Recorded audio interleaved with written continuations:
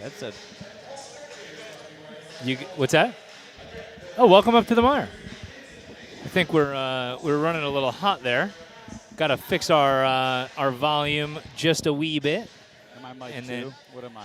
I don't know what's going on here. We're going to figure that out in just a second. We're just going to make sure that we have to talk loud enough into the headphones that it's just the way it's going to be today because I like where we're at. We're going to bring you a little bonus basketball right now because we have JV down by 3. 10.4 seconds to go. Though I'm not telling anything you don't know because Pogue already has our scoreboard set up. It's a good job out of you, Mr. Pogue. Yeah, killing it.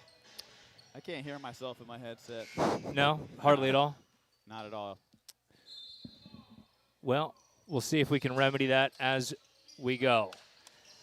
Montgomery to inbound it here. Here's a 3. That's no good off the mark. From Melt's going to keep it alive. Miggy has got to hurry up. 4 seconds to go. Brings it back out for 3. Yes! Oh, Miggy Aguilar ties the game. 52 apiece. That's a huge three-pointer from Aguilar. Nice. 1.1 seconds left on the clock. Ties it up. Good decision to come on the air, Mr. Pogue. Wow. I love it. Wow. What button do I got to press here, man? I just don't want us to go bananas. on the output when that happens. So we'll see. See if I can work it out here for you. Downtime. I mean, I can hear you. That's important. That is important. I don't quite know why you can't hear yourself, Timmy. Because you're in this one, correct? Yeah, I'm on number 2. All righty then. All right. Well, We'll figure it out as we go. I thought we fixed it before. You would think that. Every time we fix one thing, another thing needs to be fixed. Yeah. That's all right, though. I'd rather us struggle to hear each other a little bit rather than blow everybody's eardrums out of the gymnasium. Just want to make sure my analysis is being heard because it's very important. Well, again, your consistency needs work. Yeah. Though I do agree that I hate that I'm not like in my ears the way I quite want to be. Oh, yours isn't working either? Or? No, not to the way that I Not to usually your like liking. it. Not at all. There's a baseball pass. It's going to go all the way to length of the court. Some little face guarding by Montgomery, and that's going to send us to bonus basketball. Sweet. JV bonus basketball on the Mire. I mean, if you tuned in a little early, you're getting quite the treat. Keith Glock, Tim Bartholomew, Matt Pogue, Jonas Fielak live from Franklin High School. And if this is any indication of how the night's going to go, both with our setup on an away game, which was remarkably simple, loving the folks here at Franklin for helping us out, as well as how things are going here in the JV, this is going to be a fun evening. 100%. Yes, sir. Welcome, Mr. Fielak. How are you? Good. How are you? Fantastic. Jonas rode the team bus today, which, that's it's good on you. Big time. Quite fun. I got to imagine. Those were some of my funnest times. Now, I don't know how, as a coach, you feel about the bus. I hate it. I mean, no. Well, no, I mean, I can see how you would, be nervous about it. It's like one of those times where, you can't monitor everything. Yeah, I mean, you're sitting facing forward in the seat like you're supposed to be. Right. Right? And then everyone in the back. I hear you. I had one in cross-country season. Kids were, taking pictures of themselves on the bus without their mask on, and they posted on Instagram. And I was like, I walked to the back, and I was like, 1, take that off of Instagram. 2, put your mask back on. Seriously. Because it's our track Instagram, and so I follow it, obviously. But just funny. Yeah, it's just kind of the way things roll, right? Yeah. All right, overtime. Bonus basketball here at Franklin in the JV. And Franklin wins the tip and will control it first in the extra frame. Got to tell you, we don't have rosters. I have no idea what's going on here except for the fact that we're having a little bit of fun. Yeah. You might have to go to the whole you despise using numbers, but you might have to go Just go to numbers. Now we work around it. That's how I'm Guy with go. the big afro now. Listen, I love it personally. They'll go to the Describe post. The players. Working from Melt with good defense and offensive board. It's knocked out of their hands and controlled by the Cougs. Yeah, as I was watching this second half, Montgomery was having trouble rebounding, so that will be important in this extra quarter. Rebounding will not be important if that keeps happening, as Yeah. Fromelt just takes it all away himself. No rebound necessary to give the Cougs a lead. Nope, but we're up by 2 now. There's a little drive and kick, and a 3 on the way is good. So that lead is short-lived. McGee Aguilar, the hero of the regulation period for the Cougs. Absolutely, but you know what? Who had a strong fourth quarter was Pranav. Hit a couple of threes, a nice layup.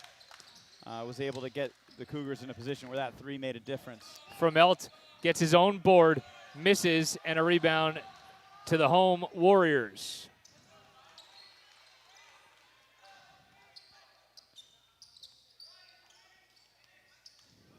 Here's a 3. That's no good, off the mark. And the rebound again back to Montgomery. Cougs will look to, again, take the lead here. 2 minutes to go in overtime. So, Glock, how do you like the PTZ? Loving the PTZ right now. The fact that I'm a hair behind is a little annoying, but, you know, it is what it is. It happens. Not going to go too crazy. That's a great pass Yeah, inside. Great inside move. Transition basketball from Franklin paying off for the Warriors. It's been going like this entire game. Franklin will go on a little bit of a swing, and then Montgomery will go on a little bit of a swing, and they're just keeping it close the whole time. Here is Aguilar crossing over, and it gets in the lane. He'll throw up a floater, and he's got it. There you go. That was Curry-esque. Miggy will cut into the lead. It's a 1-point game here in Franklin. We're in overtime, and the JV varsity coming up in just a couple of minutes. Keith Glock, Matt Pogue, Tim Bartholomew, and Jonas Filak live from Franklin Township. It's quite interesting being away. It gives me great agita to come on the road, but then once we're set up, I always like it. Yeah, you never know how it's going to pan out, but See, I like the road because I know the MIRE numbers are going to increase. true. They lay it off. Like when we go to Peaburg, ain't nobody driving to Peaburg but us. I'm telling you right now. Least favorite track meets. Taking my 2 Valentines on the road to Peaburg the day after Valentine's Day. Oh, yeah. Gonna give you guys a back rub, you know. We'll appreciate that. I don't know if I could have gotten any creepier on that one if I tried. Not gonna lie. Don't think so. Just played it off like it was. That's it. Could have said it like a deeper, slower voice, Yeah. maybe. All right, a little Barry White-esque. That might have been better. Yeah. My gosh. This gym's nice, man. I Yeah, like the it. facility here at Franklin is just It's really nice.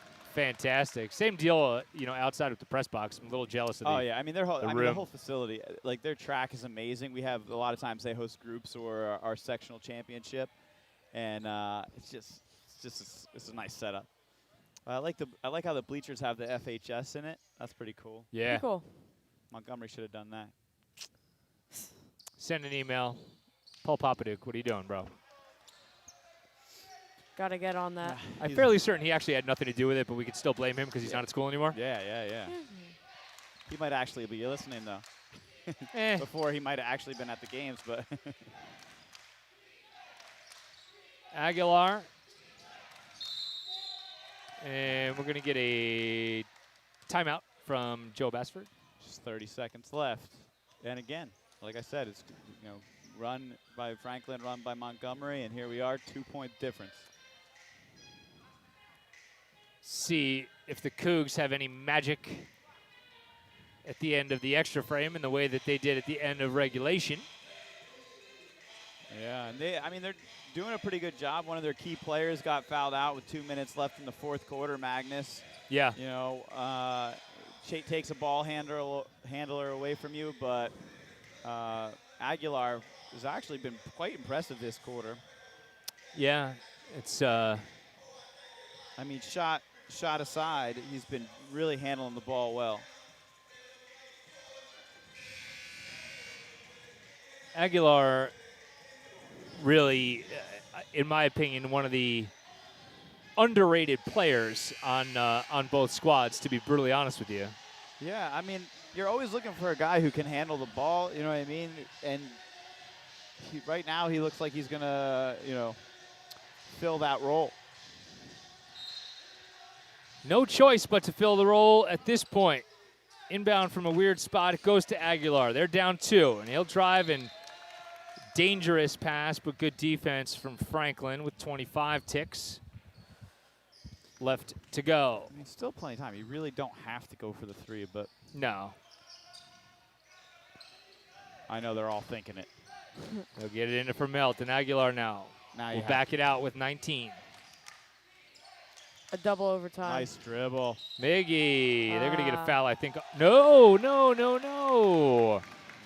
Officials call a travel. I think everybody wearing green in this place was hoping for a foul on the floor. So now you got to really press the ball. Don't let him inbound it. Get up there. See. Got to go. Got to get him.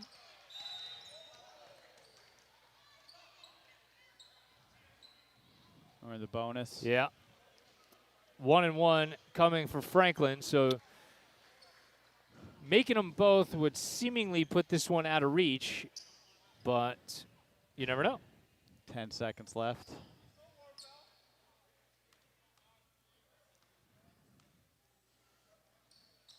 First one's good. So it remains a 1-possession game.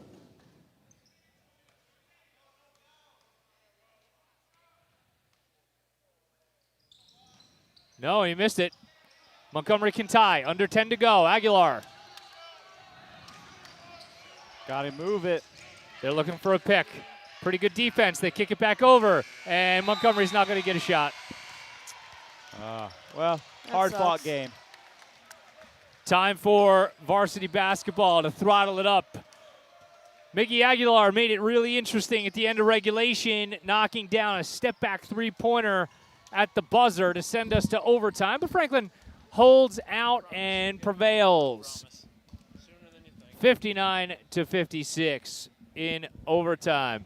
We'll step away for just 1 minute, and we're going to come back. We'll give you a proper introduction to varsity basketball. Coming up right after this, you're caught in the mire. It's the Montgomery Internet Radio Experience.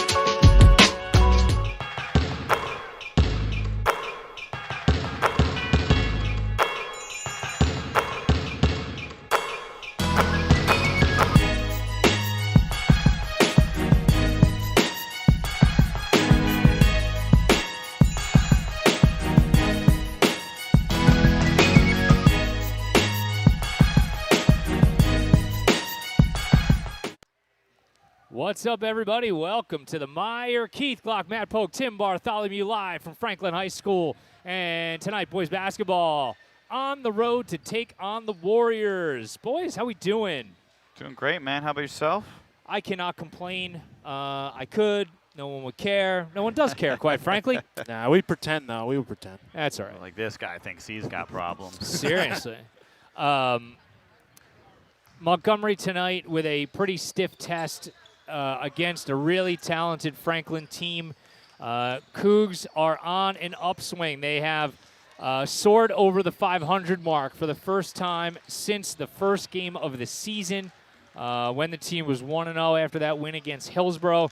Back-to-back wins earlier in the week against Woodstown and not Woodstown. Woodbury, sorry. Got my South Jersey You can call him. teams confused. Woodstown.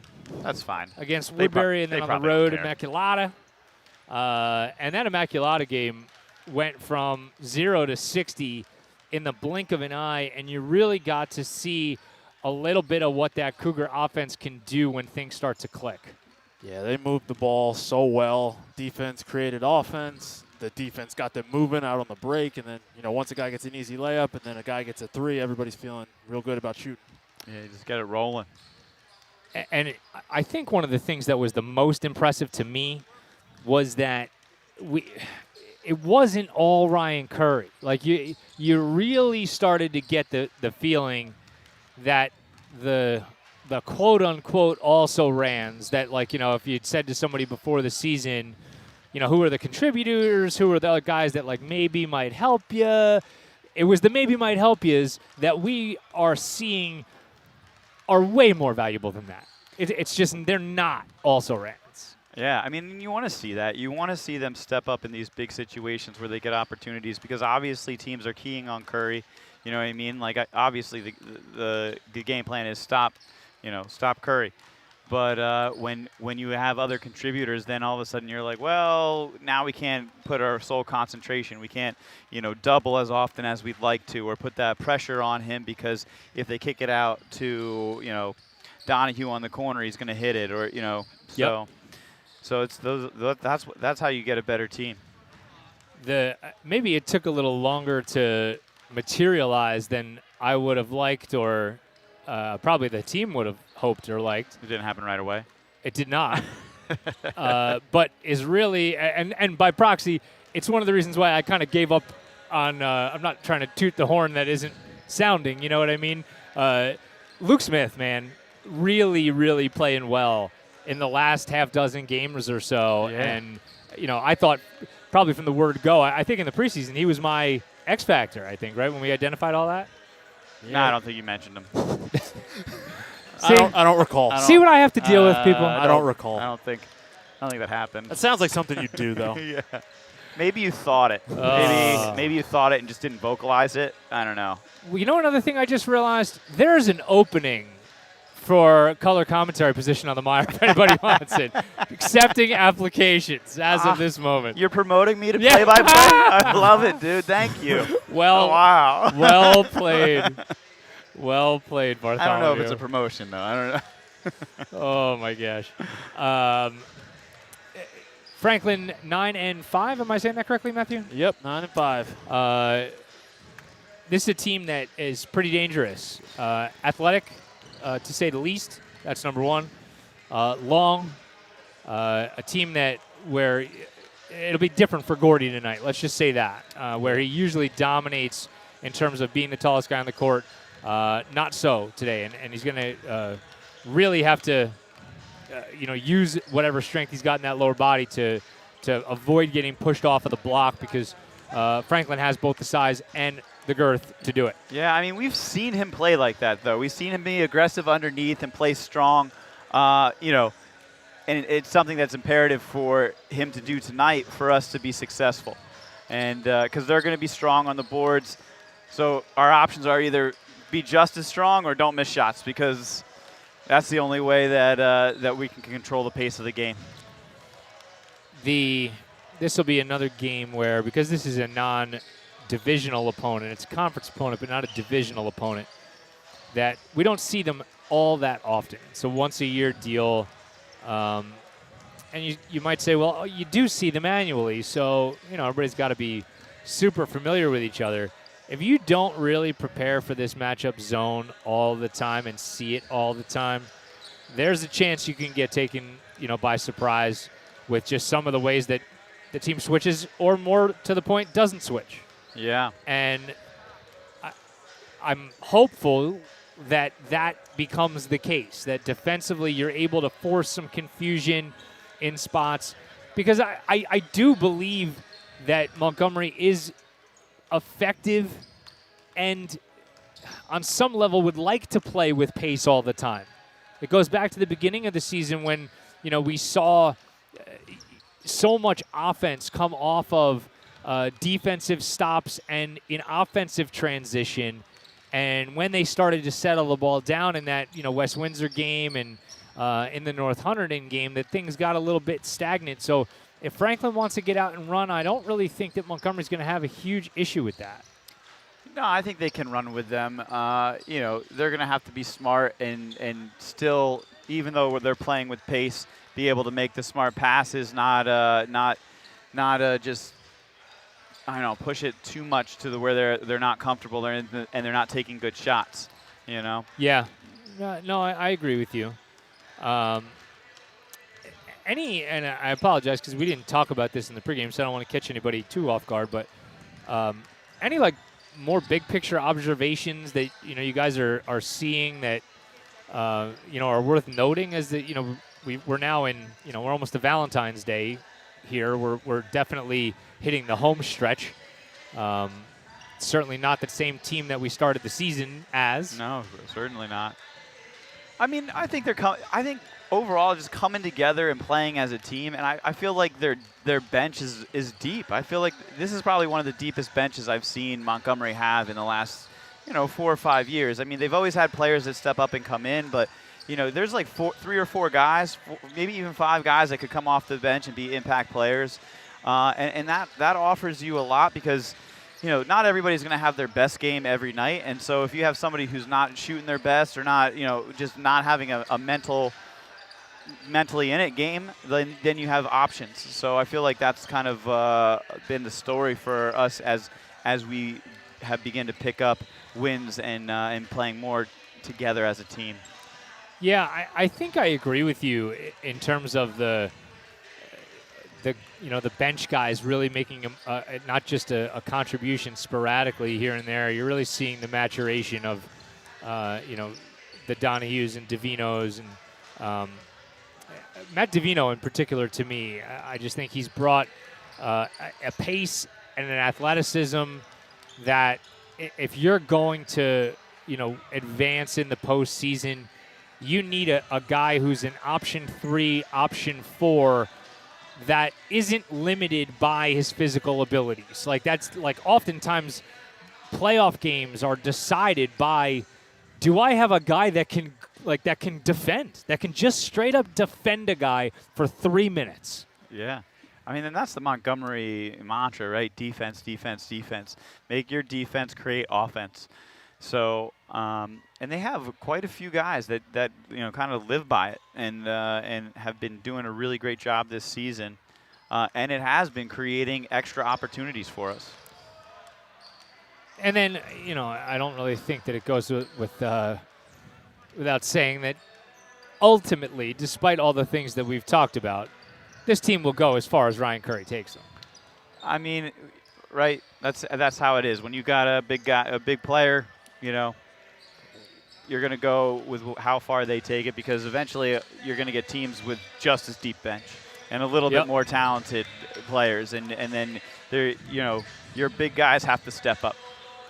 And one of the great things for Montgomery is that, and I guess maybe this is probably how basketball is trending in general at pretty much every level. When your best player is the guy that's got the ball in his hands all game, I mean, that really makes your life easier. It's not like you have Shaquille O'Neal in the middle where, you could throw 3 guys around him and you have 4 or 5 other guys that play routinely who can't even dribble the basketball. That makes your life hard in 2022. But when your best player is the point guard and he can pretty much dribble his way out of trouble, Yeah. 80 feet up and down. And the point guards are more like your versatile players, right? Like you said, you got Shaq, right? But like, you don't want to see Shaq throwing up 3-pointers, right? You know what I mean? But you got Ryan Curry who can go inside and score that basket, but he can also step back and hit a three. So he offers you a lot of great things. Except if you're James Harden last night, right, Poke? Yep. See that? Yeah. 4 points. It's almost like when you just go for fouls and don't play basketball, it might backfire. And then you look at the refs all day. Yep. And go, come on, man. Well, man, trying to get a contract. Where's my calls? That is, I mean, was there a more predictable, like, I mean, you can't call Brooklyn a disaster, I guess, because, ultimately they're still kind of successful, but I just feel like games like last night, Durant's hurt, Harden has 4 points, and Kyrie is just not himself. Yeah, I mean, I just don't think he's a superstar at this point in his career. Predictable disaster is what I was gonna say, but again, probably unfair to call them a disaster. But so as long as we're not getting sidetracked a little bit here, what do you think about the Washington Commanders? The Washington Commanders. I was wondering how long it was going to take you to bring up the Commanders. I thought you would immediately ask me about it. I really was hoping that my conspiracy theory that they were going to be called like the Groundhogs was going to be true. I mean, like, you announce on Groundhog's Day. Like, why? The league doesn't typically want news announced over, in the weeks before the Super Bowl. So I'm like, why would you pick February 2nd? And then I'm thinking, well, you had the Hogs, right? Like, like the linemen. So I'm thinking, Hogs, February 2nd. I'm like, they're going to be the damn Groundhogs. Could you imagine? I'm so glad you didn't say that to me in like the week before it happened, because then I would have spent the whole week being like, we're going to be the Groundhogs. God dang it. Oh, yeah. I was fully convinced that it was going to have something to do with Hogs. I almost wouldn't hate it, though. I almost wouldn't hate it. It would have been like a nice homage to the past. But, but you got to hand it to Joe Theismann for spilling the beans early, baby. Yeah. I mean, right. there were like 4 guys that they told who the team name was. It was like Theismann, McLaurin,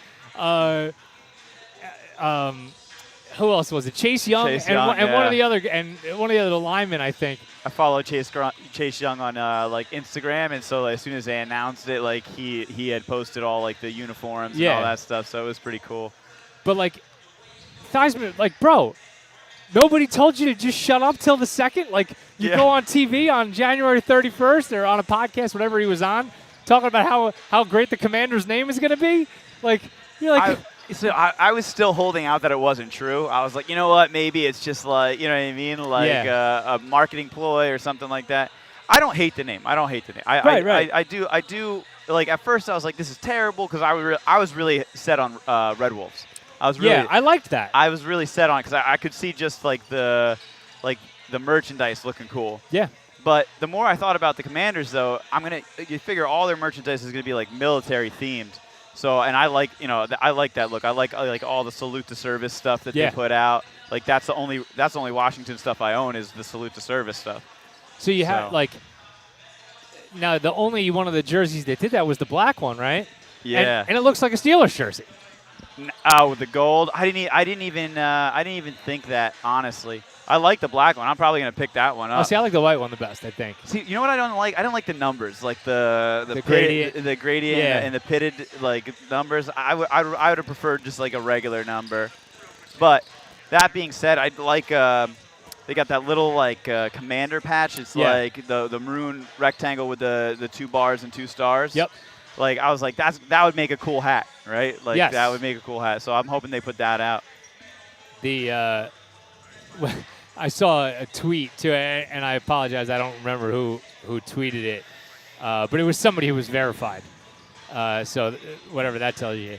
They said, like, something to the effect of, like, another reprisal, Commanders displace Redskins, a headline that was also relevant in 1890. Oh, Jesus.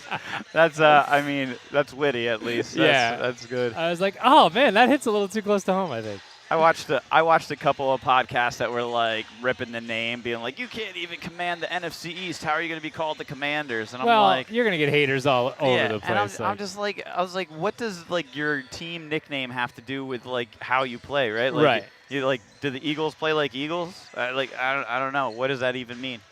You know? yeah. So. That was. But you know, whatever. I'm excited to get some new gear.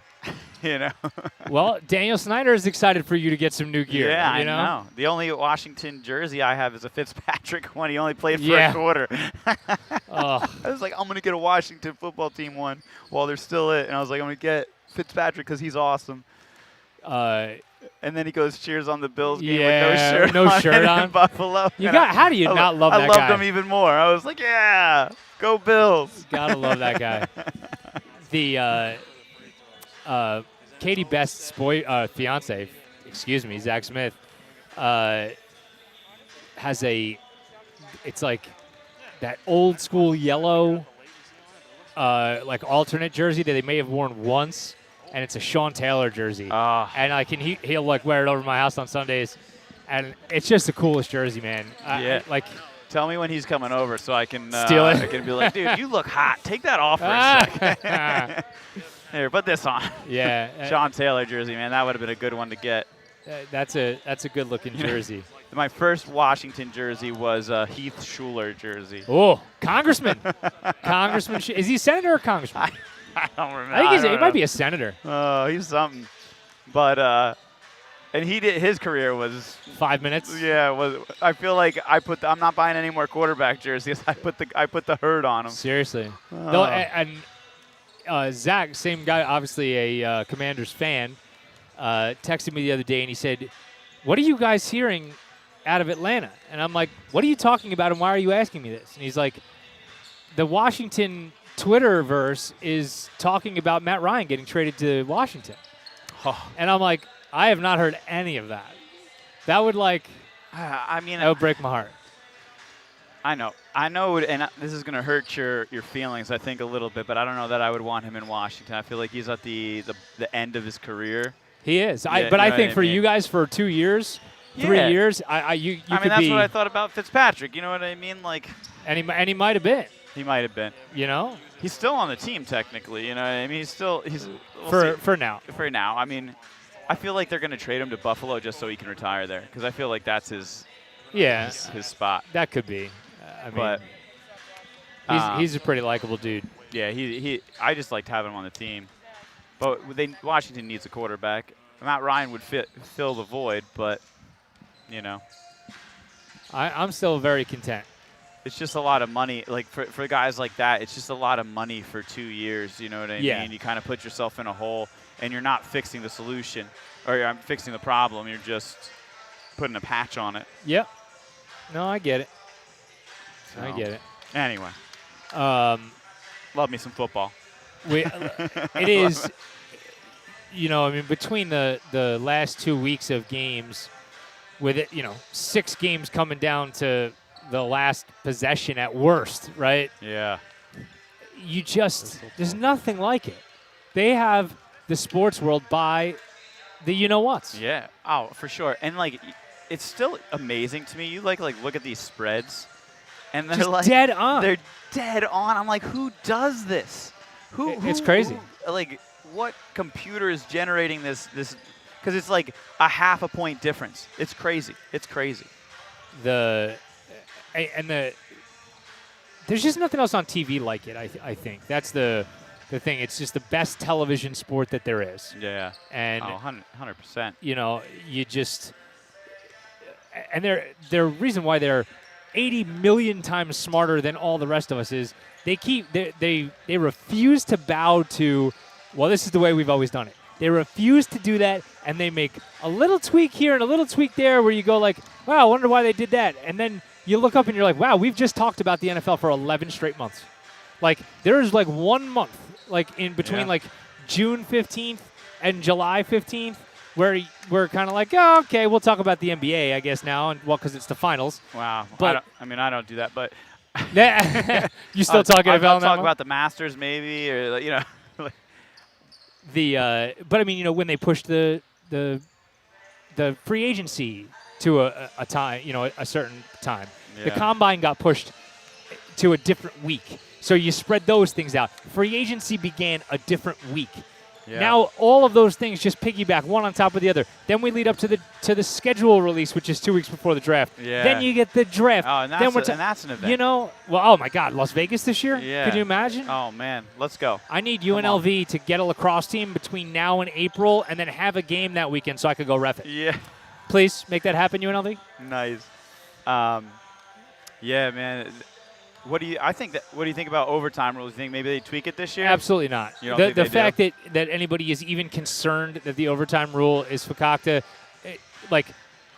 it's the same people that yell about one foul call or one this, did that. Yeah. How about the other 70 minutes you played the game? Yeah, no, Okay? I agree. I just feel like it's been especially with the the Buffalo game and all that. It just a lot of people have it's been on the forefront of their minds.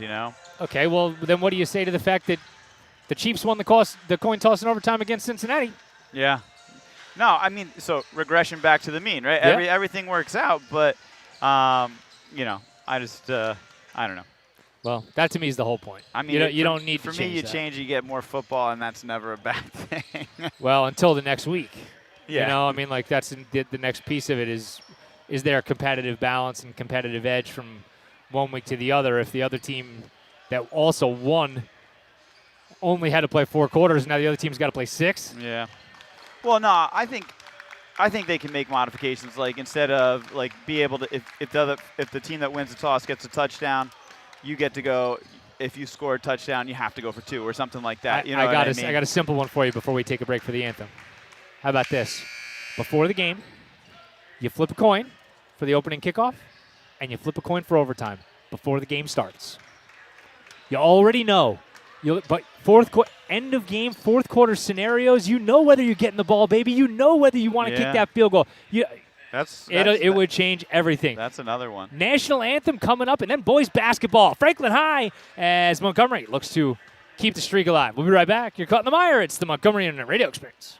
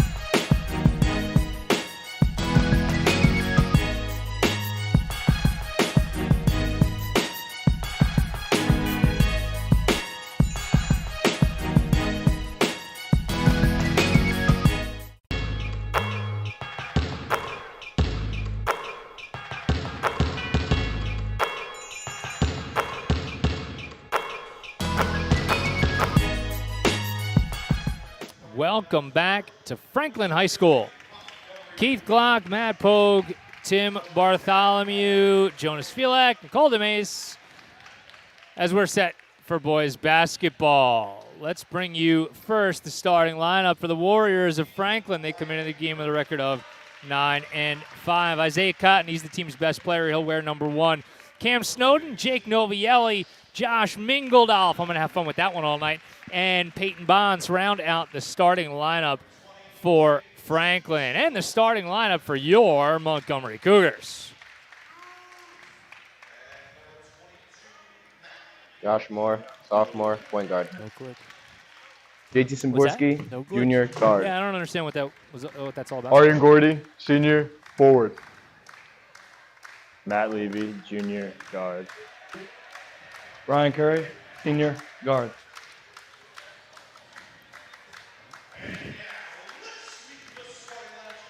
Welcome back after our fantastic starting lineup graphics. Yeah, the guy who made those, really talented. Pretty talented guy. If it didn't eat up 7 million pounds of computer memory, there's like 2 little things in that graphic that like tweak my, what's. Yeah. It's like such a minor adjustment, and I don't know if other people see it, but I see it, and I'm like, I can't do this because it'll take me an hour just for the computer to catch up because so much is going on in that program behind the scenes, and it's just such a pain. No, yeah, and I've seen it. It's a huge flaw, Yeah, but I know, I'm sure. But I understand. I understand. You don't want to put in the work. So Do things right the first time, people. That's the moral of that story. By the time I noticed it, I was like, oh my God, I don't want to go back and fix that. did that. Good hell. I do that when I made like all my worksheets online for my kids this year. So it's like a cool program, Edulastic. But on occasion, I'll see like I didn't put a period here or a period, you know what I mean? Or Yeah. I was like, do I go back and fix it for that? I hate that. Yeah. I hate it. But then that's all you see when I see that question. You know what I mean? That's Oh, all, yeah, I just, I'm the same all way. I see.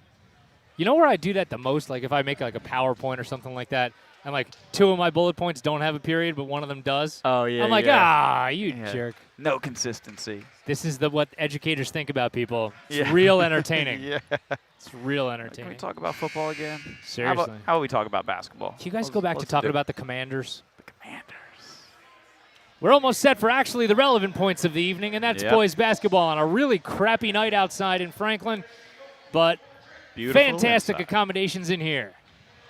Cotton will jump it up against Aryan Gordy. Cougs in the road greens with the gold numbers outlined in white, and here we go. Aryan gets the tip. Curry will control it, and we are underway. It's Levy. He'll go backdoor for Moore. Great extra. Simborski a 3. Great start for JT. There you go. That's how he has to start every game. See, that's already I saw it. I'm sure that we're like losing our minds in the clipping department there. Sorry, blowing everybody's eardrums out. Here's a long 2. That's up and good from Cam Snowden. We heard that they were going to pick up full court. Montgomery is going to break that one kind of easily. Simborski double clutches, and he'll go to the line. All right. Simborski get involved early. I like it. You know what throws me off about this court, though? The basketball at the free throw line. Visually, it's just throwing. You don't like that? I mean, I think it's cool. It's a great idea. It doesn't. It just throws me off a little bit. Makes his first.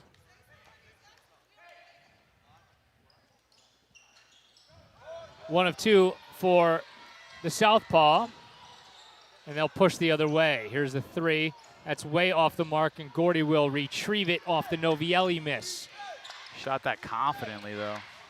Levy between a couple of guys, and he'll lay it in strongly. Just getting more and more confident in his game and driving to the hole, making a sweet basket. I love it. Quickly back the other direction. That's A gonna be late a foul. call, but Mingeldolf's going to go to the line.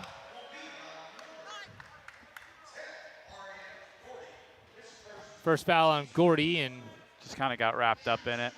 this game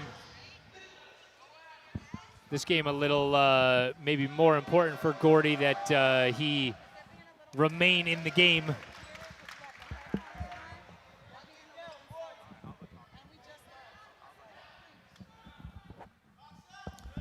Timmy's going to do some maintenance on something I don't understand, but that's fine. All right.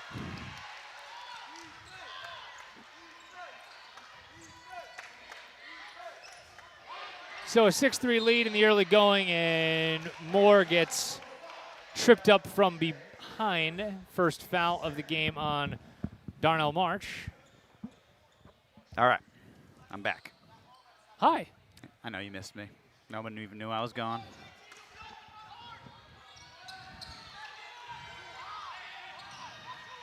Gordy will play around the outside for Curry. And now Levy goes for his second bucket of the game. No good, but Gordy's got the long rebound. Has it knocked out of his hands, but it falls right to Levy. Lost control. Good defensive pressure by Franklin to force that turnover. Just a minute and a half gone by in this one, and you could see the respect that Montgomery has to pay to Franklin. They're going to get, I think, Levy on the foul. Yeah. It'll be on the floor on the outside. They're just really quick. Everybody on the court, quick. Able to make nice cuts. You know, it's going to be hard to stay with them all night.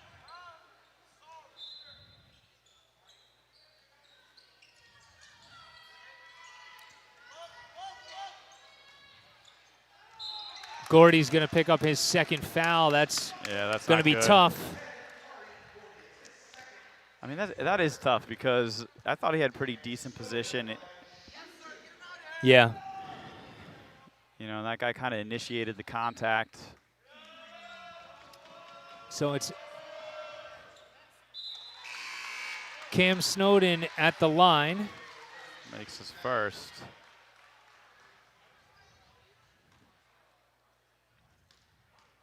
Franklin cutting into the lead here a little bit. And second one is also good. So just got to get our composure back here. See if Montgomery can keep the consistency rolling on offense. Yeah, these are important series just because Gordy's not in, so you got to make sure that you make these shots, make good decisions. Curry. And now a freshly into the game, Davino. And he goes right to the go. We Nice talked about little him in the pregame. And we're going to get a travel. All right, there we go. Novielli.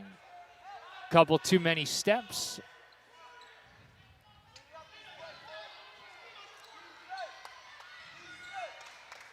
This is one of those games where you really just figure that Montgomery could use Josh Moore to take a lot of the pressure off of Curry, and the senior captain there is called for traveling.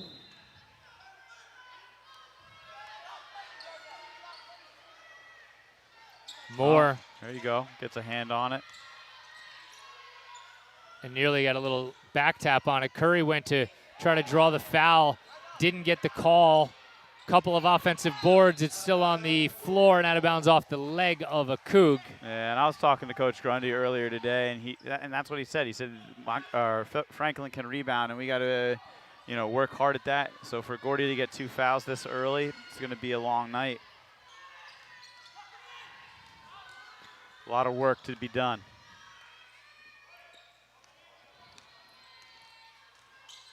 Little move into the paint, and Szymborski is going to get called for the foul.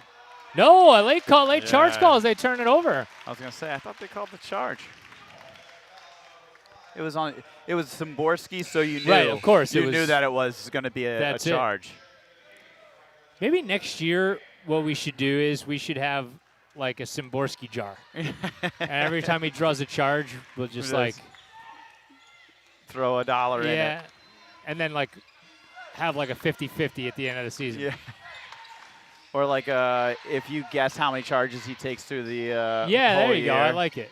I like it. A turnover as Levy will step in front. And JT is looking for another one, and that's in and out. I want him to keep shooting tonight, though. His shot looks on. That was a nice release. Levy was a little late getting back. Snowden knocks it down. He's been on target from the mid-range so far today. Yeah. Franklin pulls to within a point at 8-7. It's always difficult when you got a guy as big as him who can shoot. Levy, good spin move, ripping between a couple of guys, and he's going to get fouled. That was one of those takes where he's like, I'm just looking to get fouled because there was 4 guys from Franklin right there. That is, I mean, this is the most aggressive we've seen Levy going to the hoop and looking for his own shot. Yeah. They're going to say that was on the floor? Oh, wow. That's, okay. That's hard to believe, but.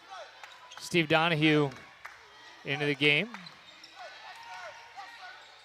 Szymborski's going to try it again.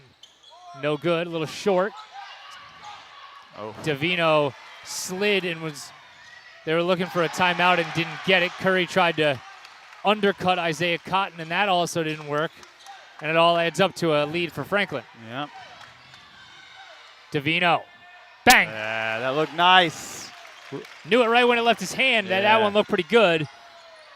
10-9 Montgomery. The pace is just getting quicker and quicker. Davino drawing the assignment on Cotton. There's a little foul line jumper. And so far, so good for Franklin as Cam Brown that time. Yes. It's so atypical to see this many mid-range jumpers. Yeah, from a team, right? Yeah, and Franklin's cashed in. Especially from a team that outsize us, you know what I mean? Snowden, no good. Davino rips it away from the clutches of Novielli. Davino will leave back for the team's best player who has it knocked out of his hands. Can't be sloppy like that, but that's a fortunate turn of events here. They go up ahead for Donahue, and Walk. Steve's going to get called with a travel.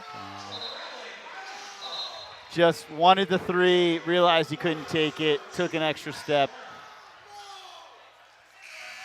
That's one of those, I suspect, as he continues to mature, there won't even be that first hesitation. He'll just catch it and go right into the lane. It's, you know, Yep.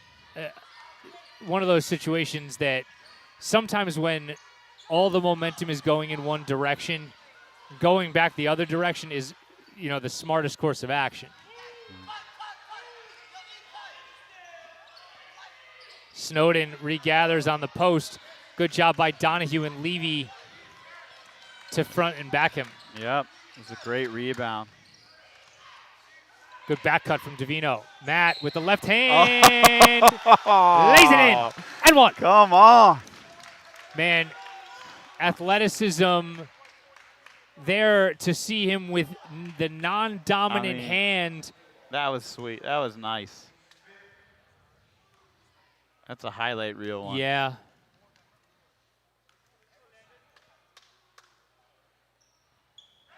Davino can't cash in on the free throw. But Franklin just pushing the pace. Yep. This is one of those games where you check the oxygen levels on the bench. Yeah, get some sip some Gatorade whenever you're out on there. Trying not to get cramps in the fourth quarter. I know it. Good job by Levy's going to get called for the foul. Come on. It's tough, man. He's playing aggressive, though. You got to love that. Yep. Second foul on Matt Levy. He was going up? Yeah, that's a good call.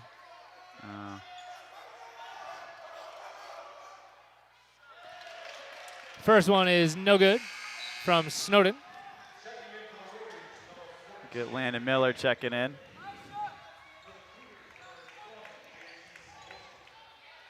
Levy gets a seat with those 2 fouls. He and Gordy putting Montgomery in an uncomfortable situation foul-wise.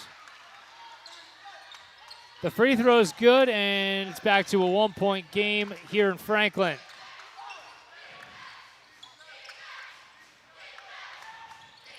Curry goes all the way across the other side. Szymborski with a great save to prevent over and back.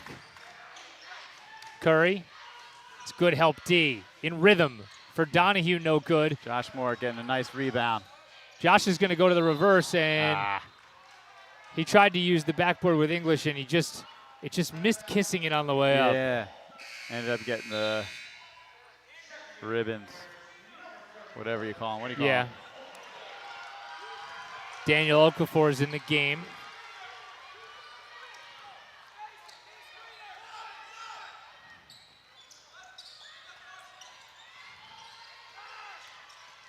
They use the screen and an easy layup for Elisha Brown. Yeah, nice little finish.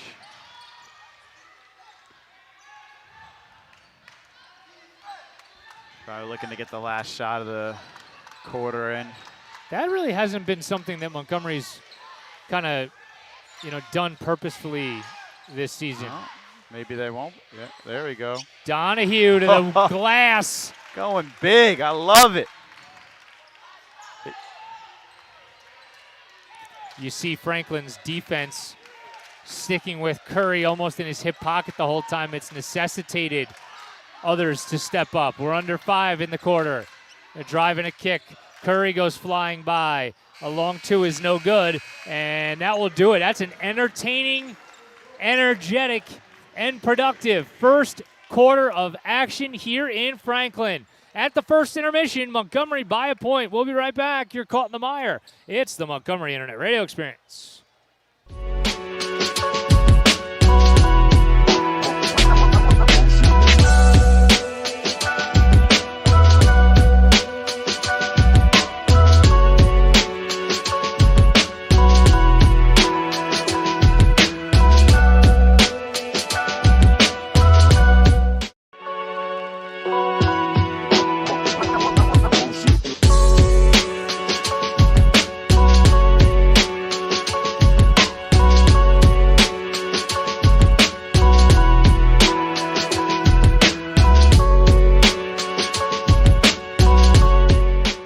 Welcome back to Franklin High School. Keith Glock, Matt Pogue, Tim Bartholomew, Nicole DeMace, Jonas Felek. Pogue is off producing for once in his life. You did a great job bringing us back. Hitting that space bar like a pro. Like a pro. Like you've done it 1,000 times. Pogue clicked 11 buttons before he left so that I could hit that space bar. Look at him being a mentor over there. I love it. I love Dude, it. I love Jonas, man. Yeah, oh, for sure. He's a great kid. Pogue sent me an email today. He was like, is a scholarship for like possible runners, and I was like, awesome. Can you send me the attachment? He's like, if you're into that kind of thing. Do we need? Is that a thing we need? Yeah. Here's a step back and a miss. Long. Davino. Oh, Davino, nice rebound. And he gets fouled for his efforts. And That's it looks like they're going to get Cotton on the foul. Well, that's fantastic. I honestly, when that came off the board, I didn't think that that we were going to get it, and it just using some of that wide receiver skills to get his hands up and bring that in. Curry pushes quickly, but Cotton does well to defend. Davino gets hit on the way up, and he'll go to the free throw line. And, just 29 seconds into this quarter, Montgomery's now in the bonus as well, so every foul from here on out is going to result in free throws. And that's big because that is it's a lot of time. First one's good from Davino. 4 team fouls on Montgomery to Franklin's 7, and unfortunately for the Cougs, those 2 are 2 and 2 each. 2 on Levy and 2 on Gordy. But, you got Davino, you got Donahue playing big minutes right now. And quite frankly, because of what they've been asked to do recently, and that's a tough shot. Wow, that's impressive. Landon Miller had it half stripped on the way up, and he still knocked down about a 12-footer. Because of what the Davinos and Donahues have been asked to do over the last, 10 games, you're not nervous about the fact that they're having to play these minutes. Cotton takes it right out of the hands of Josh Moore. And Cotton draws the foul on Curry. Yeah, this has been an aggressive game. I mean, 12 fouls with 7 minutes left in the second quarter. And, that's something that Curry does often. He tries to, rather than go up and challenge the ball in the air, he'll try to make a play before the player rises to the basket. Yeah. And only a player as athletic as Cotton is can see that and accelerate into that move to draw the foul. Because, that's what happened there. My favorite thing is sometimes he doesn't go up with him. He just creates the illusion that he is, and then they miss, Long three from Curry. No good, but Donahue's got the long rebound. Luke Smith will turn back around. Szymborski's going to fire away again. Oh, and got tangled up. Tangled up after the shot, and it looked like the shot got altered. Yeah, it did. 90 seconds into quarter number 2, and we are tied at 17. Another mid-range jumper. No good, but a strong offensive rebound and putback. Daniel Okafor. Just a strong rebound and putback. First lead for Franklin in some time. They try to go back door, and it was Cotton there to steal it. He'll throw back outside, and now up top. Open. A wide open three is short. It goes right to Curry. Touchdown pass up ahead to Luke Smith, who can't find the bottom of the bucket, but it's going to go out of bounds off of the fingertips of Cam Brown. Well, that was fortunate for us.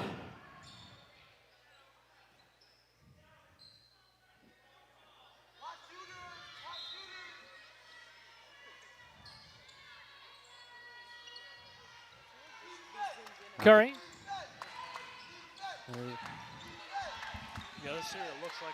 Now Szymborski. He's harassed on the outside and loses it. Davino tries to steal it back. He's on the floor, and I can't believe they hadn't called a jump or anything yet. No. Jeez. They end up with a foul on Szymborski. Just letting them wrestle on the court. First foul on JT. 16 fouls. So everybody's in the bonus from here on. 5.5 left.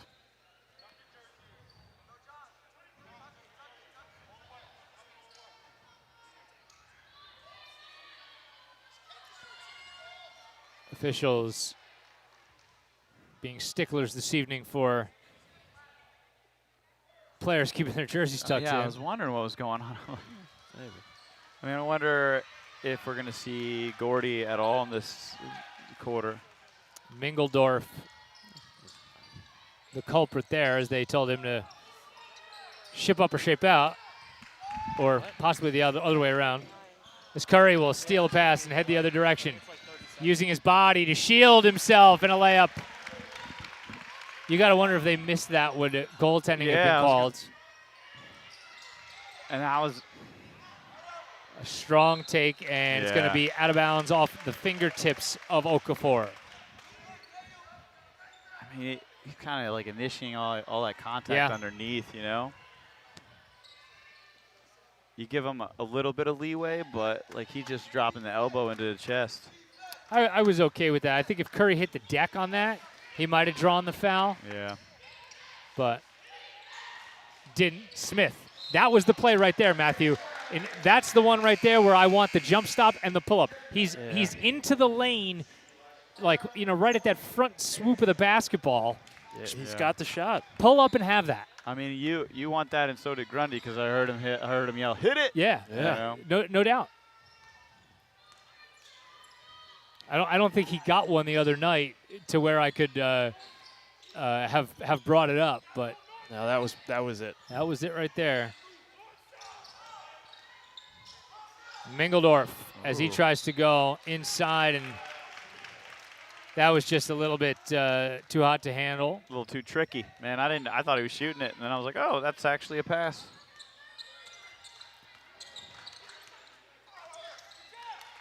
Moore is going to be called for over and back. Yep, that's a good call.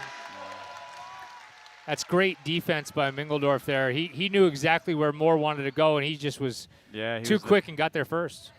Well, they only gave him one option of where he could go. I mean, he knew that you don't want to run that baseline either, so. And quite frankly, I think there's not a ton of guys that can get to that spot faster than Moore can, and he was caught, by surprise a little bit. Good job by Davino to shield Cotton. Yeah, and just not getting close enough where he could get it bounced off of him, out of bounds. We're halfway through quarter number 2, and we are locked in a good one.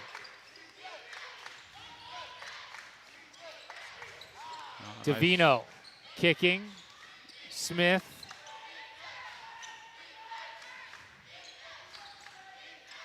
Man, Luke's doing a lot off the ball right now. If you keep your eye on 24 in the green, just a lot of ball. Moore is going to draw a foul. There you go.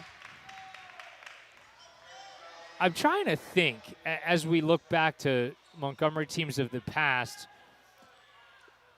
Top to bottom of the guy, like any 5 guys on the floor, this might be the 5 guys where you have the most depth of ball handling of a team that I can remember. Yeah. You're not really worried about anybody. Any of the guys on the floor right now can really handle the ball and at least get you into offense. Yeah. No one's a liability on the press break. Correct. Yeah. And that is just, if you gave Grundy one of these guys back in like 2009, he would have been over the moon. Another, I was going to say foul line jumper. And they're going to get a foul as Snowden is going to go to the line.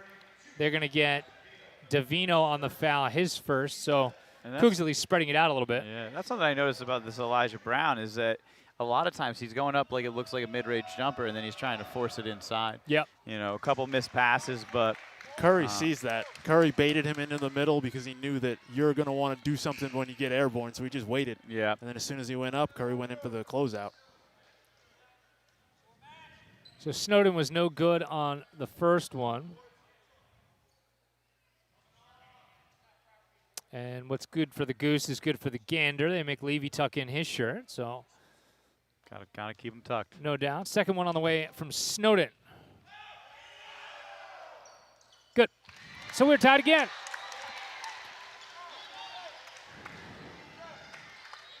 Luke driving. He's going to get fouled on his way to the hoop. Ooh. This is a ton of fouls. One thing I really like that Montgomery is doing, and I can't say that we've done it like this most of the games we've played, is they're really driving to the hole and going up with strong layups. And, we're not making the layups, but we're getting fouled. So, Well, I think it maybe just piggybacks off of what we were just talking about. In previous years, I think if you were just to say, well, we know what Montgomery likes to do, and, 24 is a shooter and 35 is a shooter. Yeah. So make sure we close out hard on them. And in previous years, maybe that was really effective because the guys that were the shooters didn't want to put the ball on the floor. Yeah. But that's not the case this year, obviously. Yeah, they're creating shots for themselves, at least scoring opportunities. Oh, almost lost it. Donahue doing well on Cotton. A little step back 3, a rainbow, no good, and a long rebound goes to Levy as he boxes out on Snowden. Curry directing some traffic, and a ball fake. Donahue between 3 guys. Oh, buddy. Man, playing beyond his years is Donahue, likewise Davino, and now Smith. Oh. Get them all involved. Luke will go to the line as he draws another foul. Man, how good are you feeling about your underclassmen? Oh, my goodness. It's like me in track when I get a girl who just comes out and runs like 60 seconds in the 400. I'm like, it's going to be a good 4 years. It's like. No, well, you know what? The problem that you face is a physiological one. Yeah. I mean, you get, freshman girls that, are just kind of in the beginning stages of puberty and stuff like that. Yeah. And then, body changes probably hurt your sport more than. It's one of the biggest things, and I always feel like bad when girls are like, they come in freshman year, running some great times, and then they go through some changes and things, and they're like, Coach, man, I'm doing the same stuff. I don't know what's going on. And I was like, yeah, it's like it's gonna happen. So I've had some girls do an excellent job fighting through that. I don't want to say fight through it, but adjusting through it, and some girls that it didn't work out that way. But yeah. So I always have a fingers crossed when the good freshman comes in. I'm just like, let's hope it works out this way. No doubt. Whereas like every other sport, especially every guy sport, is like, you heard Grundy last week. Man, I really hope Donahue hits his growth spurt this summer. Yeah, right. Bartholomew's like, man, I really hope she doesn't hit her growth spurt this summer. Yeah. Nah, I mean, I'd honestly prefer it happen sooner rather than later. Sure. You know what I mean? Once they get into whatever their body type's going to be, we can work with it and make it better, but or make them be successful in that body type. It's just, it's the change that actually slows you down. Once that happens, and you can just tell them to run faster and turn left, bro. I know, man. It's like it's life altering. After your growth spurt, you got to run fast and turn left. Right now, you're gonna make a lot of track coach friends, Glock. Yeah. My uncle's in the Hall of Fame. It's fine. That's actually a true statement. I'm not even kidding. Oh, actually? Yeah. Legitimately. I mean, his high school's Hall of Fame, or no, like track, New Jersey track cross country. Yeah. Levy. Why? I mean, how is that not goaltending? He's smacking the board every time. I would have taken of all the fouls that we've called today. That one, there was some contact going up there. That's a strong take from Levy. They're going to get Donahue on a push. But you're allowed to do that. Like, I mean, maybe this is something that I've missed. Like, you're allowed to just smack the board as hard as you can while he's taking a layup.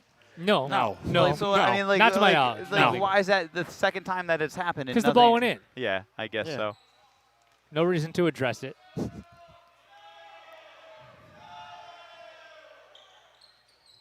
And no good on the free throw. Donahue, or rather Luke Smith, snags it and is going to go to the line. The foul is going to be against Landon Miller.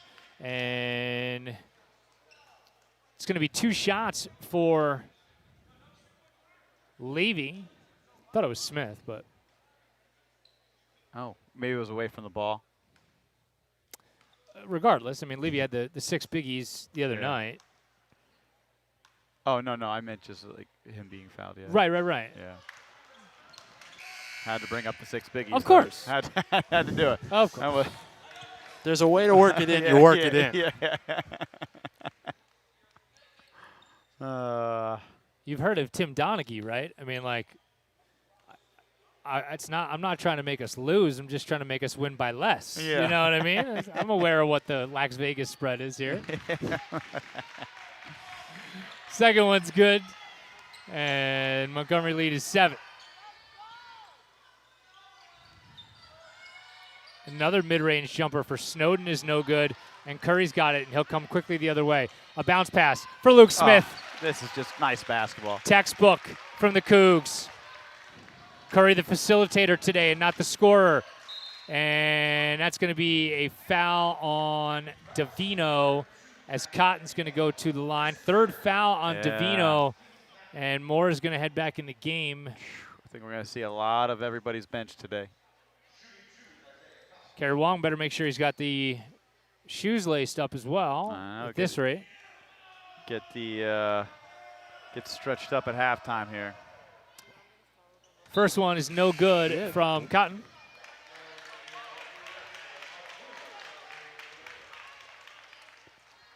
I mean, it might be a question of depth. Who's got the deeper bench, man? And the second one is good. And on cue, Kerry Wong's in the game. Look at you. That's like a Schmelzer bootleg on you. There'll be nothing as good as the Schmelzer bootleg touchdown. It's the greatest moment of my MIRE life, as I said. Tim, we were past it. Yeah. We were past it. Look I what you actually did forget it. Look what you did. Donahue, though, has it knocked away, but right into the fortunate hands of Montgomery. Oh. A big rejection as good Curry job was. by Carey, though. Yeah, Carey's going to get called for traveling. There were too many fortunate things that happened on that play to not get traveling called by the end. That was fortunate. That was Yep. good. Yeah, okay. All right. They go all the way across for Cotton. And a good athletic play to save it. And it looks like they're going to get Luke Smith. Yep. So 10 team fouls apiece. The first one on Luke Smith.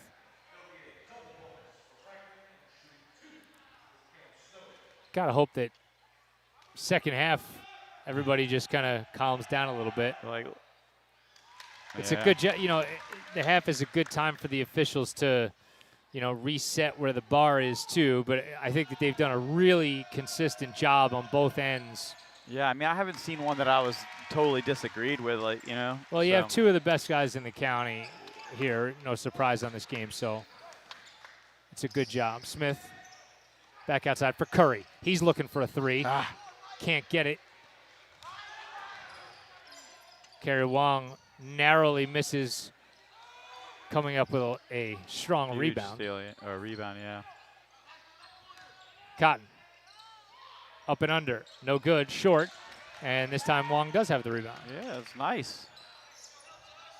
I would play for one here if I'm Montgomery. Yeah. And you hear Curry just yell at one Josh. 18 seconds to go. Get it back to Curry and get out the way. That's how I feel. Yeah. 13 seconds now, and now you can trigger. He's looking for a screen. A good hedge by Snowden. Like a great point guard does, gets to the middle. Walk, travel. And that's just these young guys, just having that second of hesitation. 3.3. More. Great job to challenge. Don't foul, though. And can they get a shot up? They can, but it's a little too strong. A good one. Aggressive first 16 minutes in Franklin, and it's been fun. Yeah, this has been 20 fouls, dude. 20 fouls in the first half. So far, so good, though. Montgomery 29-23. We're at halftime. We'll be back. Statistics and analysis of the first half. Just after this, we'll be right back. You're caught in the mire. It's the Montgomery Internet Radio Experience.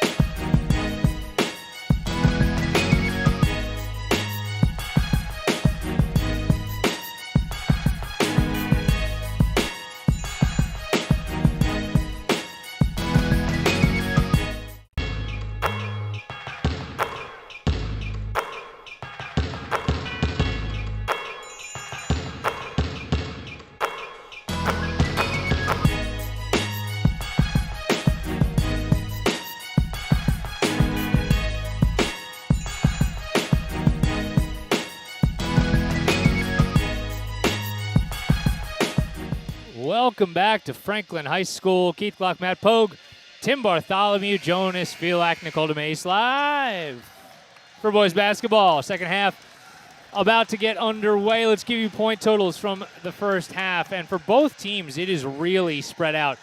Cameron Snowden leads all scorers with 10 points for Franklin. And I'll just give you, I'm just going to read numbers of the in terms of point totals across the board for both teams. 4-2-2, 1-2-2, 4-5-9, 4-4. Everybody's involved both directions. Matt Davino leads the way for Montgomery, 9 points at the half.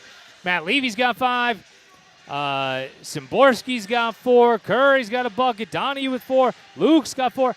It's just as spread out as it could possibly be. I want to know how many are foul shots. Yeah, right. A lot. So, regardless. All right, well.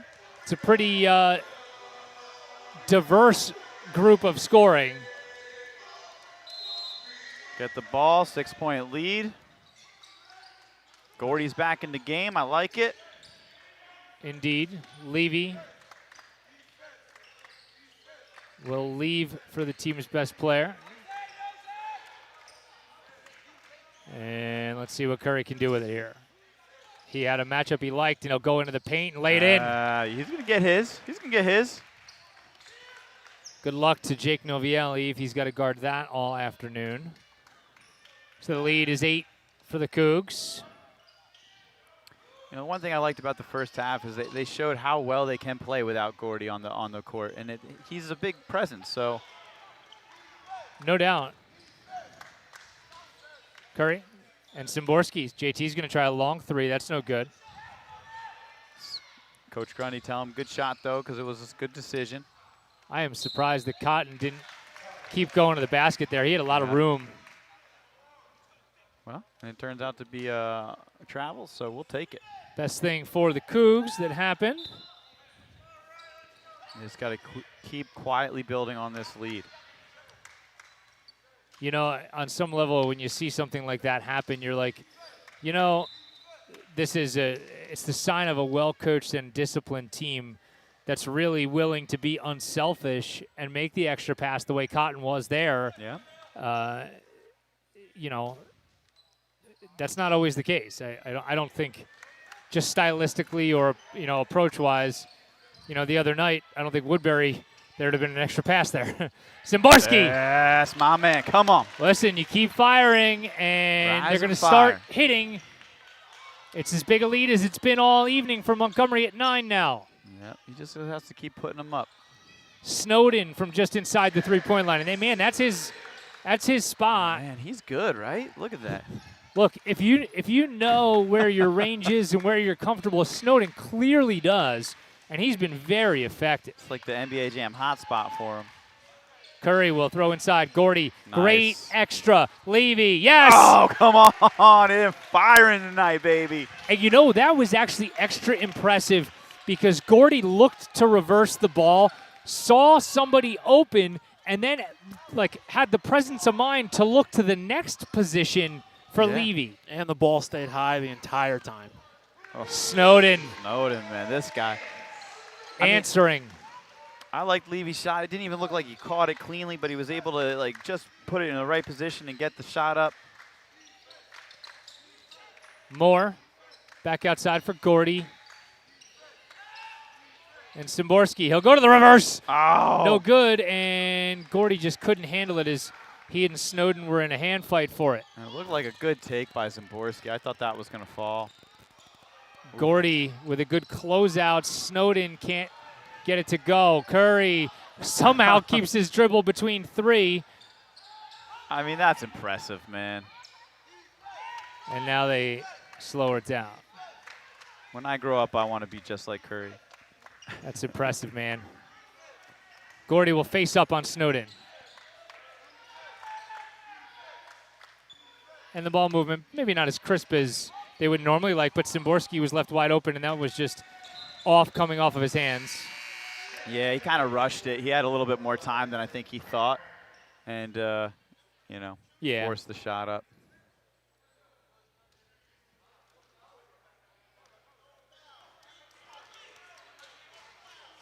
And look at that. We got about halfway through the first or second quarter. Yeah. No fouls. Well, MIRE jinx has been in effect. Just give it about 15 seconds. Oh, yeah. Somebody will pick up a foul. I should have done it when Franklin and those. Yeah, on seriously. defense. Gosh. Moore will poke it away and come up with a steal. Going to race the other way, and it's no good off the front of the rim. So back comes Franklin. It's been up and down the entire game.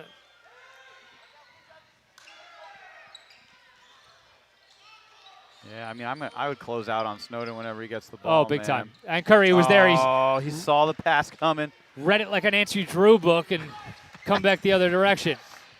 Are Nancy Drew particularly easy to read? Or I don't know. is They that- are now. Every book's a children's book if they can read. Yeah. Is Nancy Drew a children's book? It's like a mystery, young adult. Sure. Curry. And now Moore finds it. Great extra for Gordy, and he finds the bottom of the net. Good finish. Man, Mingledolf, is he fast or what? Holy cow. Timmy, what if you had him on the track team? Oh, man, I see those kids on the track team way too much, man. Like, I mean, not on my track team. I do not know. That's not a name I remember from the football team. I mean, he might be on the track team. Obviously, I concentrate more on the girls' side because in track I'm the girls' coach. But Franklin's got some great coaches over there, and they do a great job with their kids. Their kids are always competing to win. Man, that's a tough shot. Mingledolf with Gordy in his face. There's not much more Gordy could have done there. Curry will go with the right hand. Gordy, nearly with a monster follow. And then Levy almost gets the steal. That was almost. Gordy again with a good challenge, and that one somehow stays out. Man, that was almost the Gordy highlight we've been waiting for. Yeah.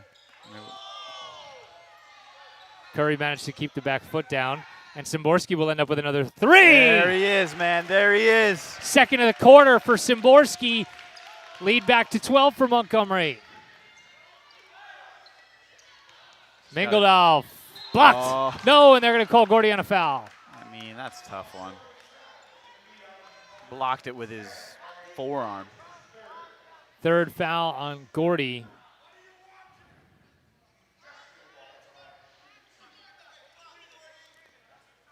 So Mingledolf to the line to try to eat into the lead a little bit. As you said, first foul of the quarter. I feel like they're letting him play a little bit more. Because I saw a couple ones that I think in the first half would have probably got called.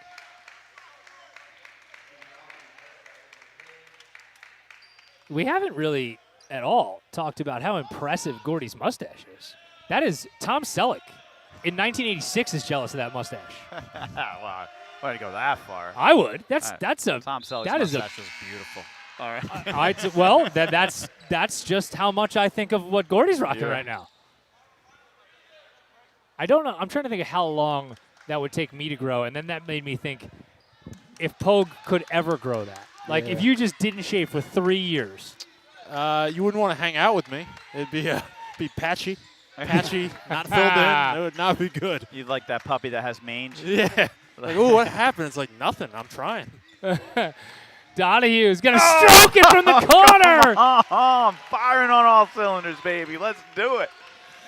Steve Donahue. Curry will close out, and the three is off, and they're going to say on the baseline was Landon Miller.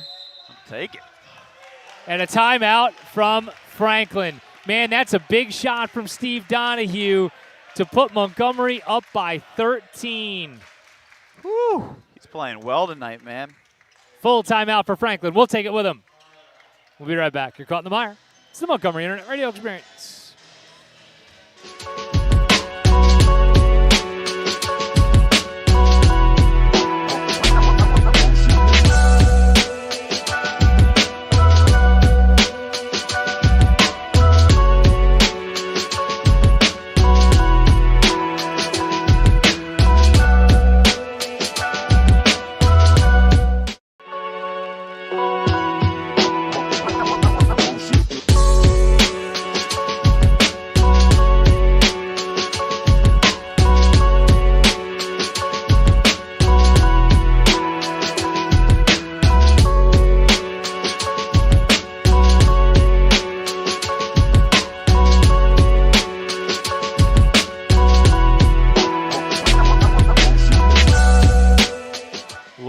here to Franklin.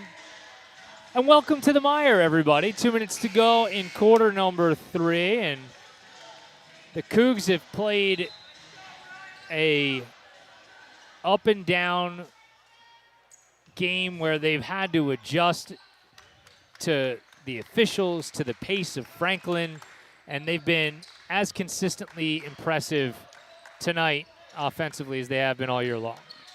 I mean, tonight's been a good night. Lots of people are contributing, doing really well. If you just watch what Donahue did there, Yeah. it's going to be a good next 2 years, man. He's athletic.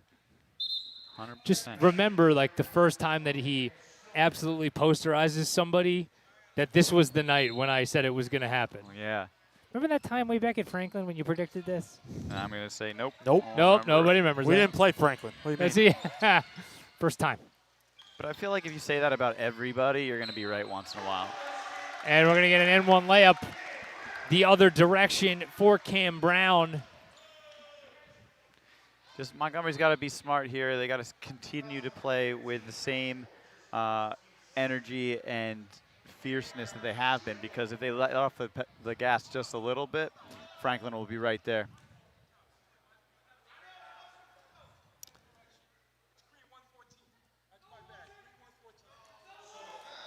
They're going to call Curry on the foul instead of Moore.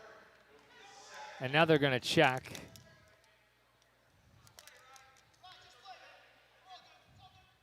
So it doesn't seem like it was on Curry. We could go to the replay if Jimmy wants to take a look at it. We can show it to him. And the free throw is good, so Brown makes good on it. We haven't seen as much of the full court pressure from Franklin as we had in the very early stages of this game. Donahue shielding the defender, and Levy finds himself alone and just lays it in. Nice basketball right there. That was about as heads-up a play as you're going to see. I think no one really expected him to go up with it, kind of went back on defense, and then he's like, well, I'll just take this freebie here. Almost had to travel there. Curry with a hand up, but Brown says it doesn't matter. Yeah, he was already in his motion, before Curry could even get there. Franklin's hitting big shots this quarter to stay in this one within striking distance. And again, if I'm Montgomery, I'm in no rush whatsoever. Yeah. Luke Smith's going to fire away. Yes! Oh, everyone's stepping up. Answering right back is Luke Smith. Who wants points tonight? Everybody wants points tonight. Elisha Brown's hand was right in his face. It didn't matter. 30 ticks to go, third quarter. Lead is back to 12. They go over the top, and Curry's nice there to steal steal. it. Again, no rush. No rush. Take your time. Curry is calm, and we're going to get a timeout from Grundy, because I think that's actually a really smart timeout for two reasons. Number one, Curry had the ball in his hands for quite some time. The 5-second count never stopped there. If you were watching the official on the near side, one or two more ticks there, and that might have been a turnover, because it was a really good job from Landon Miller to stick on Curry. That's first thing. Second thing is, you just reset everybody's mindset here with 13 ticks to go and say, we're taking the last shot. Yep. This is what we're going to do with it. We're already up 12. We want to make sure we're up at least 12 going into the final 8 minutes.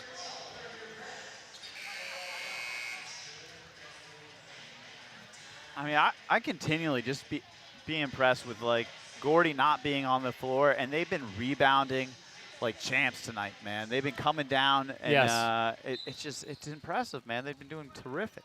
Historically, this has been a spot where Grundy's been really good in terms of end-of-quarter situations. With 6 now is Curry. They go for Smith, and now back to Curry. He's going to rise and fire from 3. No good off the front of the rim. And, they're going to get a foul. I think they're going to call Curry on another one. And you see a bunch of guys' hands go to their head. What's that? No, they get Szymborski. And that's a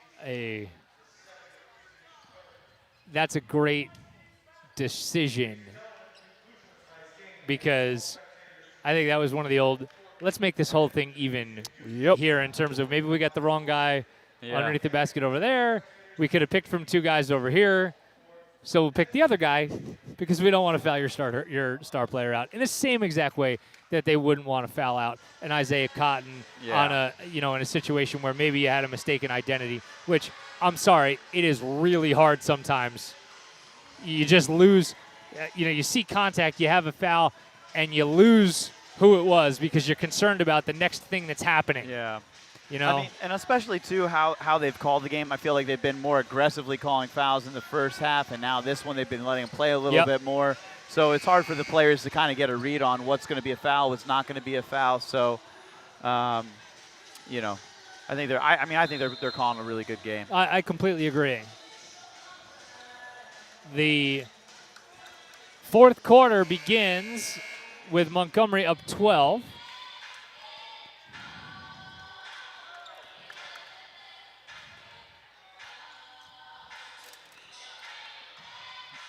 Franklin looking to inbound it. This has been a really entertaining ball game. Ooh, good move. They go onto the inside and a layup again from Snowden. He's been impressive, and now Franklin you see changing up the defense. Gordy gets it over the timeline. Now they're just going to reset, get their offense ready. I think there was a missed assignment on the backside on the press. They'll kick back outside. A great extra. Donahue with a ball fake. Pull up from the baseline. No good, but Gordy hit the deck. Are they going to call? Going to call it on Franklin. Snowden. Yeah, Snowden, second foul. I was worried for a second. I was Yeah. like, he just got back in the game. Get it in. Got him. They do well to find Gordy. And now Curry's going to go to the lane. It's Skies for a layup. You can't give him an inch, man. A sliver of daylight is all Curry needs, and he capitalized there. Nearly a carry. And then like a weak pass. I think if Curry was a little bit more cognizant of what was going on, he would have had it. Snowden as they close out. And we'll get a foul over the back on Elisha Brown. All right. So here we go. We're going to see lots of pressure here. Let it into Gordy. Davino breaks it easily. Throwing all the way up ahead. What court presence right there, man. Donahue on the receiving end from a heady play from Davino. It almost looked like it shouldn't have been that open. That's good defense by Gordy and a fantastic strong rebound from Curry. Spinning. Oh. Keep going to the hole, young man. And he kicks it back out. Here's a three from Smith. No good. And Gordy is going to get fouled. That one. Dude, he can't catch a break tonight. I just let him play, though, at this point. Yep. Agree. Curry tried to take the rep. Again, we talked about that. Don't try to take the rep. It's the surest sign that you didn't do it. He's like, no, I pushed him on the ground. He's like, No. you were on the other side of the court. Yeah. No dice, bro. 14 is the lead. Good job by Smith to close out. Isaiah Cotton's been held relatively in check. Donahue, can he save it? No, but you love the aggressiveness. Dude, I love it. I just keeping Franklin off kilter, man. They can't get that rhythm. You got to keep messing it up, even if you didn't get the turnover. They have to inbound it. They have to reset their offense. I like it.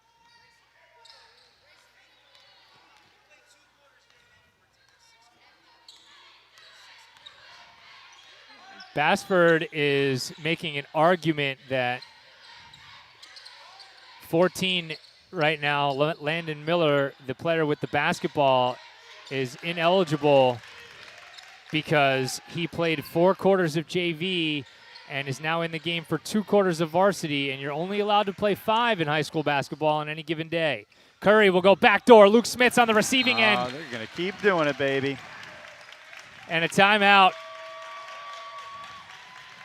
Bashford's going to check. I'm going to be interested to see what the officials do. And they're telling him to go sit down. He's like, what do you want me to do? What do you want me to do? I think this is a good I think this probably, from a game management perspective, the thing that you want to do.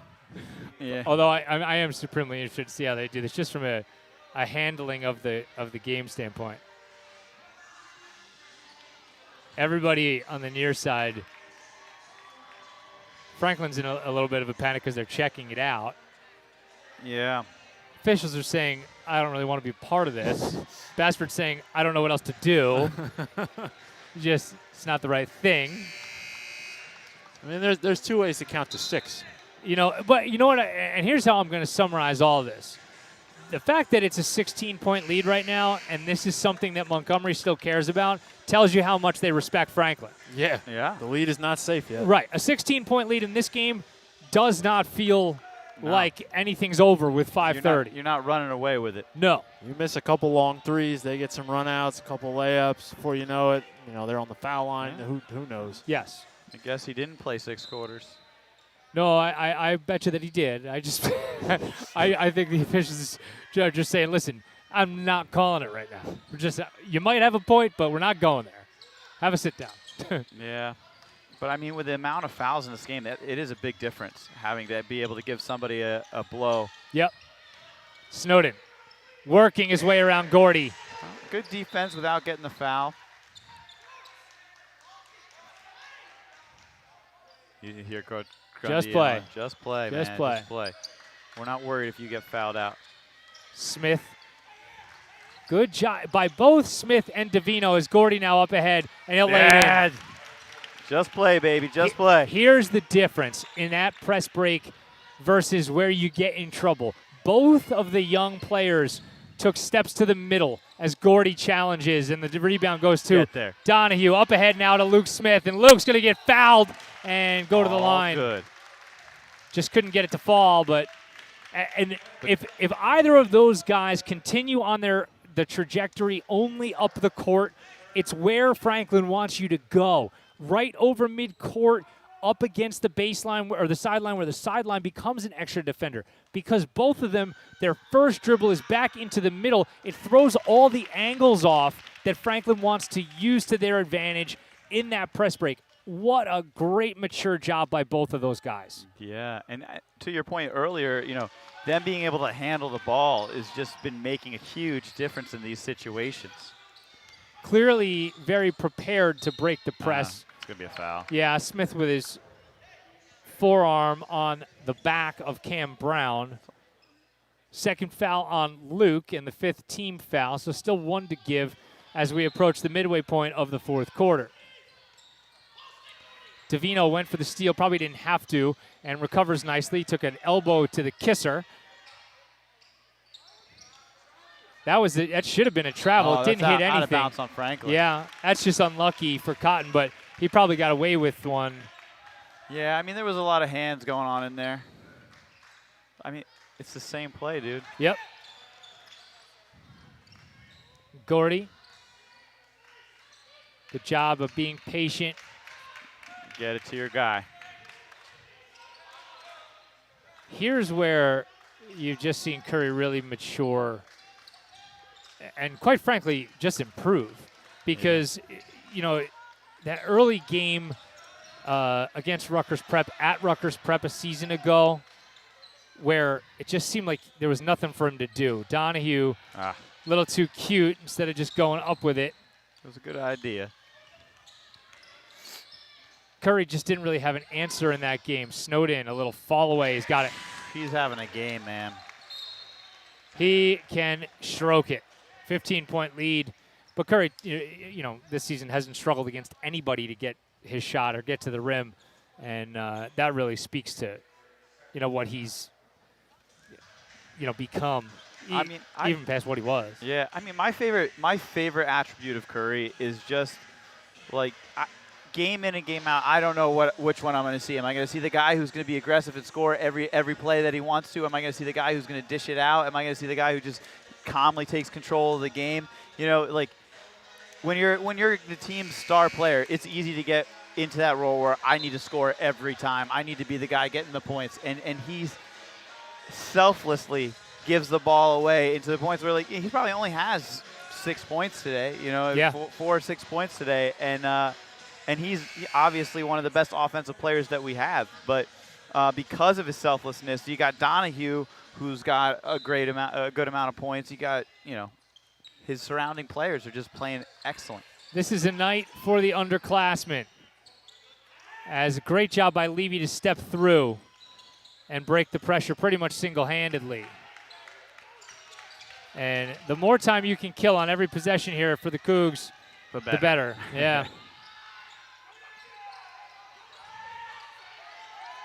Ooh, I like it. Davino. And we get a foul call. And that's going to go against Elisha Brown. And just as the season has progressed, you just see them becoming, stealing some points. Grundy saying the official underneath had given him the ball. And and saying, my bad. Well, no, the official on the backside said, well, that's great. I get that, but I wasn't ready. So I can totally understand that. Both officials got to be ready. Levy will go retrieve it. And Curry gets it. Safety valve comes through. Take possession and take over. And man, wish I had a motor like that, right? Levy is rejected in the middle. Yeah, it wasn't actually a fluid shot. He kind of lost it on the way up. Gordy, wow, that's a tough finish from Cam Brown. Lead is 13 now. Donahue will break the pressure easily thanks to Curry, and Steven will spin. Dishes back nice into the pass. Middle. Gordy wasn't even expecting it. No. How's that? Curry doing well to force some contact. Yeah. They blitz him, but that's not really going to work. Donahue will throw for Levy. Montgomery doing a great job to waste some time here, and Levy gets hit right in the face. Yeah, I mean, they're doing a great job just not forcing shots, because there's been some opportunities where they could have got a lackluster shot, you know, but still a good opportunity, and they've just had the presence of mind to bring it back down and make the extra pass. Second foul in the game on Okafor, so Levy will go to the line for 2. First one from Matthew is good, and no surprise that Cam Snowden's back in the game as his rest was brief. Mike Williams also in for Franklin.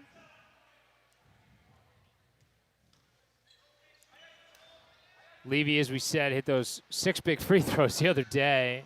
I mean, one right after the other. And yeah, I was just going to ask you, who do you think is going to get the rebound after you said that? Listen, never fails. Never, ever fails. Snowden from just inside 3. Gets it again. Even when he's bad, he's good, man. Shooters get that kind of roll. Davino's in a little bit of trouble now, and they'll throw all the way up top. It's through the hands of Snowden, but it finds its way to Levy thanks to Donahue. We could get lucky, too. And nearly a steal off the inbound as Levy tried to pull a Curry and create an extra possession. Wow, man. Just threading the needle.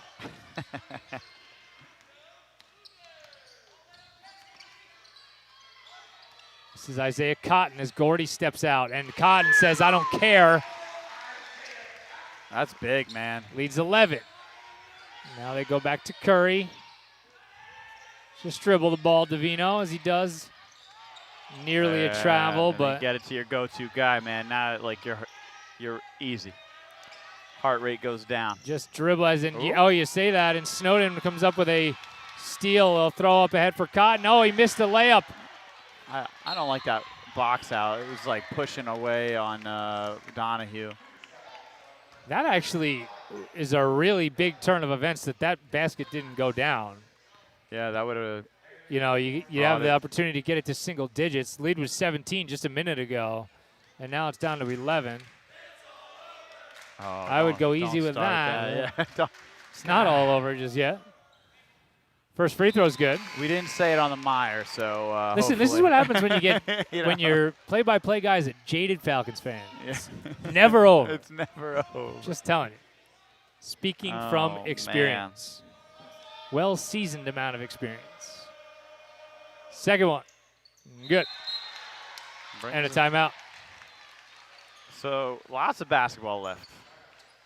Ton of hoops still to go in the final 54.8. The lead for Montgomery is back to single digits for the first time in more than a quarter, as Franklin has eaten away 8 points of the deficit in the last 2 minutes or so. So the student section, as we said, perhaps a bit premature. Yeah. But we're going to operate on the fact that since it wasn't said on the MIRE, Right. yeah, it's not. Right. It's not going to come to fruition. Certain points, you got to just hope that the jinx just stays out of the equation. I mean, Officials again are being asked to come to the near side. I'm trying to find out what's going on.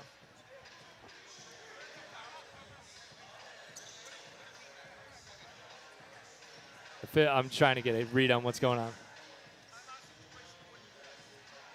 on. Maybe they're still looking at that situation. They ended up inbounding the basketball before anybody was ready over here on the near side.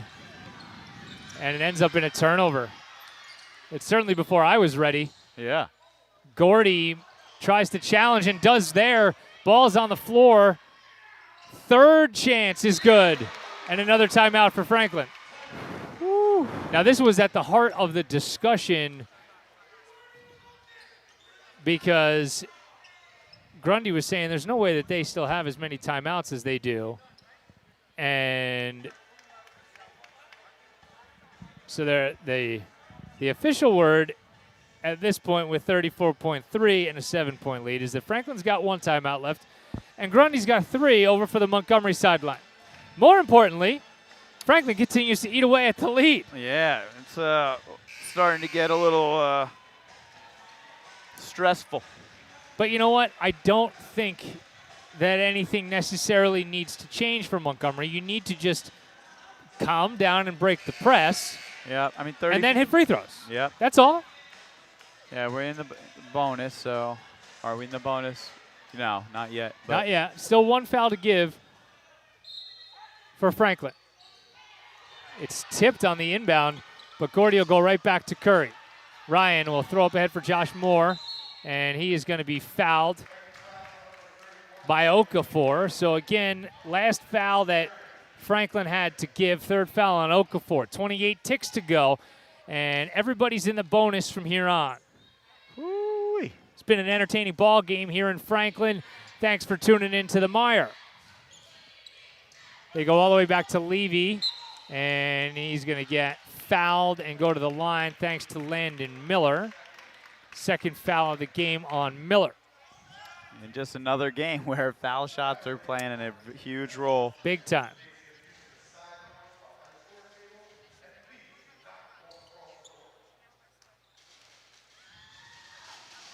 So big free throws from Levy. Yes. Oh, there you go.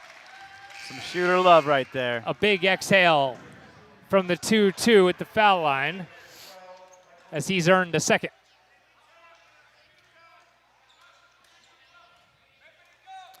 For a 3-possession lead.